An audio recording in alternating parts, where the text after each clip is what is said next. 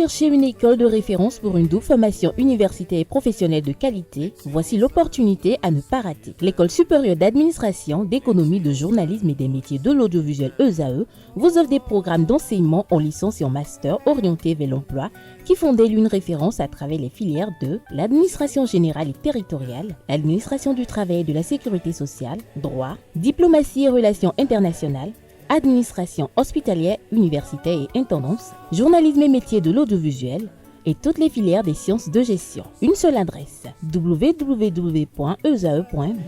Rendez-vous dès maintenant sur nos campus ESAE Bedjromende au numéro 90 93 65 21 ou au numéro 98 98 14 00. Paracourt sur le numéro 52 46 12 12.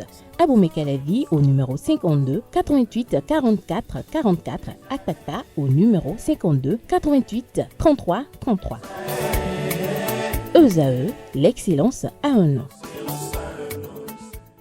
Bonjour à nouveau, chers amis internautes. Nous démarrons cette une des journaux comme il est de coutume par le quotidien Maison, le quotidien béninois d'information générale et d'analyse L'Informateur qui ce matin manchette affiche exportation des rivalités géopolitiques en Afrique, le Bénin solidaire des États du Sahel. Le Canaille lui sur son titre avec la photo du ministre des Affaires étrangères Cheikhoun Adjadi Bakari. Le Bénin dénonce fermement toute tentative de faire du Sahel un nouvel épicentre de lutte géopolitique. Ces ingérences nourrissent le terreau du terrorisme, une abomination que nous condamnons sans réserve. Ainsi s'est exprimé le ministre des Affaires étrangères du Bénin à la tribune officielle lors de la 79e Assemblée générale des Nations unies en réaffirmant l'engagement du Bénin à œuvrer pour une Afrique unie. Retrouvez l'intégralité du speech de l'ambassadeur, notamment du ministre des Affaires étrangères, à la page 3 de la livraison de ce lundi. On lit également à la une de l'Informateur de ce matin, mairie de Cotonou, police municipale, pas d'agents renvoyés, plutôt mutés. Retrouvez des détails en page 4. Politique nationale, l'Informateur informe que Ben Ali Bonou quitte l'Union progressiste Le Renouveau pour le bloc républicain. Mise en œuvre du projet Promac, Véronique Toinfodé, ministre des Affaires sociales et de la microfinance, s'explique avec Ladji Tchonvi et Aaron Sori. Retrouvez des détails sur cette belle randonnée dans les colonnes de la page ce matin du Canard. L'oreille droite, comme à l'accoutumée, convie les fidèles lecteurs à découvrir dans les colonnes de sa parution les productions journalistiques des étudiants en formation sur les différents campus de l'ESAE, l'école supérieure d'administration, d'économie, de journalisme et des métiers de l'audiovisuel qui a ses campus dans la ville de Cotonou. Cotonou avec 2 sites, notamment le siège national de Bedjromende, l'annexe d'Akpakpa, l'annexe également de la ville d'Abomey-Calavi et également celui de la ville de Paracourt. Le quotidien national d'information nous propose ce matin en manchette affaire tentative de coup d'État. Opposition et mouvance condamnent. Le Canard écrit noir sur blanc que la classe politique béninoise, dans sa grande majorité, toutes tendances confondues, s'est indignée suite à la sortie médiatique de Mario Metonou, procureur spécial près la Cour de répression des infractions économiques et du terrorisme Criette, relatant les faits présumés de tentative de coup d'État. Les acteurs politiques condamnent. Retrouvez les différentes réactions ça et là, retranscrits à la page 3 de la livraison de ce matin. On lit également à la une du quotidien de service public, 119e session ordinaire de l'Assemblée générale des Nations unies. Olusegun Adjadi Bakari, ministre des Affaires étrangères, porte la voix du Bénin.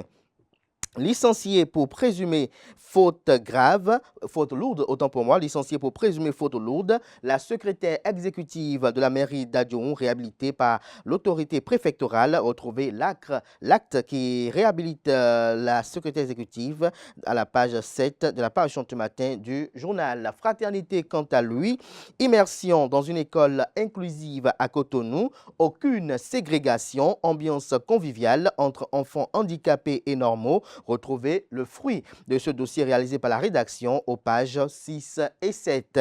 Supposée tentative de coup d'État, le groupe parlementaire Bloc républicain condamne et apporte son soutien au président Patrice Athanase Guillaume Talon. Le matinal, quant à lui, en manchette, parle de nomination d'un secrétaire exécutif par intérim à la mairie d'Adjoun. L'arrêté du maire réprouvé, le préfet relève une violation des dispositions de la loi. Retrouvez des précisions sur ce dossier en page 7. Ministère de l'Intérieur et de la Sécurité publique, des agents occasionnels sans rémunération depuis 2007. Que comprendre? Élément de réponse en page 6. Matin libre ce matin en manchette, kidnappé à Lomé et emprisonné au Bénin. La famille de Steve Amoussou s'en remet à Dieu. Lettre ouverte adressée à la justice béninoise à retrouver en page 10. On lit également à la une de Matin libre de ce matin. Discographie béninoise, Sagoran Danielou signe son retour avec l'album Message. 51e célébration de l'indépendance de la Guinée-Bissau au Bénin, un événement mémorable organisé par le consulat honoraire. Le Béninois libéré libère ce matin en manchette d'une amitié à toute épreuve à la décision de tuer son ami et bienfaiteur. Comment Sonia Niriboko a scellé le destin de son mari. Cette affaire de vision évangélique commence par être néfaste pour les hommes, estime le Canard. Retrouvez des précisions à la page 3 de la parution de ce matin du Canard. On lit également à la une de Le Béninois libéré de ce matin, tentative de coup d'État déjouée, l'honorable Bida et l'organisation de la jeunesse du bloc républicain condamnent l'acte de déstabilisation et réaffirment leur soutien au président Patrice Talon. Analyse de l'actualité politique nationale après la tentative de coup d'État contre Patrice Talon. Les grandes orientations du bloc républicain sont à retrouver dans les colonnes de la parution de ce matin du journal. Le potentiel, quant à lui, désignation des membres du Conseil économique et social, présidence du CES, un risque pour la mouvance. Patrice Talon face à l'équation d'un partage équitable des postes à ses partis politiques. Trop chouchouter une femme au détriment de l'autre est source de conflit, avertit le confrère. On lit également à la une de Le Potentiel de ce matin, affaire tentative de coup d'État déjoué au Bénin. Un Fox, attention aux fausses convocations adressées aux députés. Commune de Karimama, la garde nationale repousse une attaque des Ianis, une moto abandonnée et des ennemis tués. Retrouvez les premières informations glanées ça et là par la rédaction de Le Potentiel en page 4. L'événement précis, quant à lui, ce matin, manchette parle de l'interpellation ou des interpellations suite à la tentative de déstabilisation du Bénin. Vague de condamnation du coup d'État. Le bloc républicain condamne et apporte son soutien au président Patrice Talon. L'Union progressiste Le Renouveau invite ses militants et tout le peuple à la sérénité. Mouel Bénin, mouvement des élites engagées pour l'émancipation du Bénin, exprime de vives inquiétudes. Force Coripo, un Bénin émergent FCBE, invite la justice à faire son travail en toute impartialité. Les clarifications de NCA Group sur le compte ouvert. Le gouvernement béninois réagit. Personne ne peut imaginer un tel coup venant des gens proches du président, dit cite Christian Gbagbo du Bloc républicain. La réaction à chaud de l'honorable Rachidi Guadamassi, tout ceci est à retrouver aux pages 4, 5, 6 et 7. On lit également à la une de l'événement précis de ce matin, présidence de la République, Patrice Talon en France les 4 et 5 octobre. Retrouvez des précisions sur l'agenda en page 5. Coopération décentralisée avec les villes russes. Luc Setonji Atropo, maire de la ville de Cotonou et président de l'Association nationale des communes du Bénin ANCB, échange avec l'ambassadeur de Russie. Libération nous libère ce matin en manchette, 119e session ordinaire de l'Assemblée générale des Nations unies. Remarquable participation du Bénin à New York.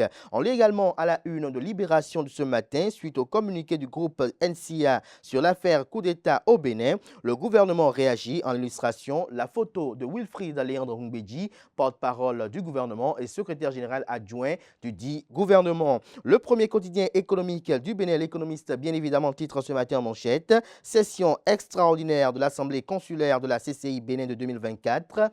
Les élus consulaires adoptent leur budget gestion 2025. Retrouvez des détails à la page 3. Séminaire de haut niveau sur le financement climat à Cotonou. La Banque Banque ouest-africaine de développement BOAD engage l'accélération des investissements climatiques. On découvre à présent la manchette de Nord-Sud quotidien.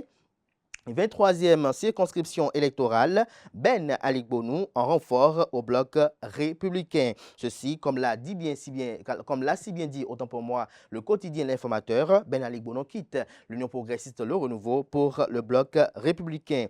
Audience au Parlement, Ribou présente le CIPB à Louis Béounou-Vlavonou, président de l'institution parlementaire. On découvre à présent la manchette de La Guérite, tentative de coup d'État au Bénin, des maires, des députés et opérateurs économiques dans le viseur de la justice. Un président d'institution inquiété selon les informations de la rédaction. La position de Dakpe Sossou est également retrouvée dans les colonnes de sa parution. Olivier Boko connaît désormais ses vrais amis, estime le confrère. Diakpata à présent, prétendu coup d'État déjoué au Bénin. Michel Missikode apprécie la position du colonel Dieudonné Tévredret et lance un appel de prière pour la patrie. Nous restons toujours à la une de Diakpata, la lumière est mal loi. Ce matin, le Canada nous informe qu'à la haute autorité de l'audiovisuel et de la communication AC 7e mandature, Michel Aonon est nommé. Le Télégramme ce matin en manchette, pétrole nigérien du terminal de Sémé, départ ce samedi du 3e chargement de 150 000 tonnes par le navire Samsara, rencontre entre les ministres des Affaires étrangères du Bénin et du Niger à la 119e Assemblée générale des Nations Unies à New York. Retrouvez des détails sur la nature des échanges en page 2. On découvre également à la une de Le Télégramme de ce matin, affaire coup d'État au Bénin.